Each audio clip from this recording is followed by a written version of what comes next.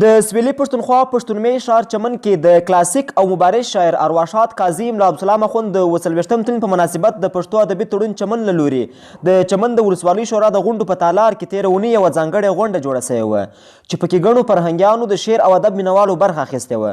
په یاده غونډه کې د ارواښاد قاضي عبدالسلام اخوند د شعر، مبارزې او پنځونو په اړه د مقالو لوستلو ترڅنګ د ارواښاد د ژوند اړوند بحث او خبرې هم وسوې. د قاضي بابا په پیغام د په کلام کې چې څومره زور دی، څومره چې د خدای تعالی وده ته عالمانه بصیرت ورکړی و، څومره چې وده ته پوهه، تجربه او د ملت غم او درد خدای تعالی سپارلی و، دا په ډېرو لږو خلکو کې دا ګرد صفتونه پیدا کیږي، په ډېرو لږو خلکو کې. خو چې په کومو خلکو کې پیدا کیږي د هغه په سرخیلانو کې ملا عبدالسلام بابا دی. قاضي ملا عبدالسلام اخوند شاعر، عالم او ملي مبارز د پښتانه قوم د کوژک د سردرو بادر د بلبل د ملا بشري د برات لمسی په خټه څګزی اشیزی د غازي نیکه د کاله زوکړه پیدایش 1400 هجري قمري، وفات 1494 چې د محرم الحرام د نیټې دویمې سره سمون خوري په عیسوي میلادي کال حساب زوکړه 1802 وفات 16 جنوري کال 1904.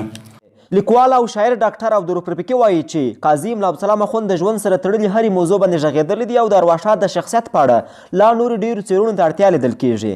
قاضي ملا عبدالسلام اڅکزی د جنوبي آسیا د لرغوني ټاټوبي د کوژک په لمنو کې زیږېدلی د ملت هغه فرزند و چې موږ مسلم امه په هغه باندې خیال کولی سو.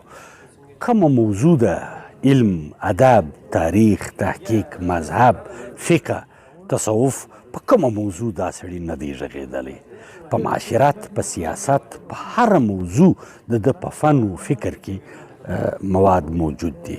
ضرورت د دې خبرې دی چې پر دې څېړنې وسي او د ده د شخصیت هغه اړخونه چې دا وخت په نړیواله کچه هغه ته ضرورت احساسیږي پر هغه باید کار وسي او د ټولو انسانیت دپاره د فیض، خیر او برکت منبع ثابته سي.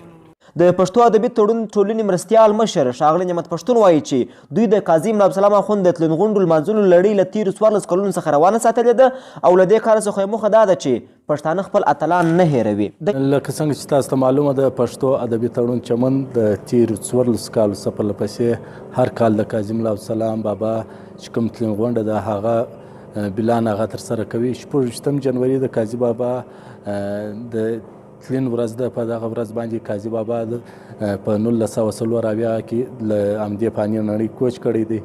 نو دغه غونډو مقصد هم دغه وي چې پښتانه خپل اتلان نه هېروي، پښتانه خپل مخورین نه ویري، پښتانه هغه خلک چې هغه پر دغه خاوره مبارزه کړې ده، هغه د شعر و ادب له لارې پښتو ته څه ورکړي دي. د همدغه غونډو موخه به دا وي چې پښتانه کله هم خپل مخورین یا خپل لوی خلک قطعا نه هېروي. د یادې تلین غونډې په 2مه برخه کې یوه په زړه پورې مشاعره ترسره سوه چې تر ناوخته پورې دوام وکړ.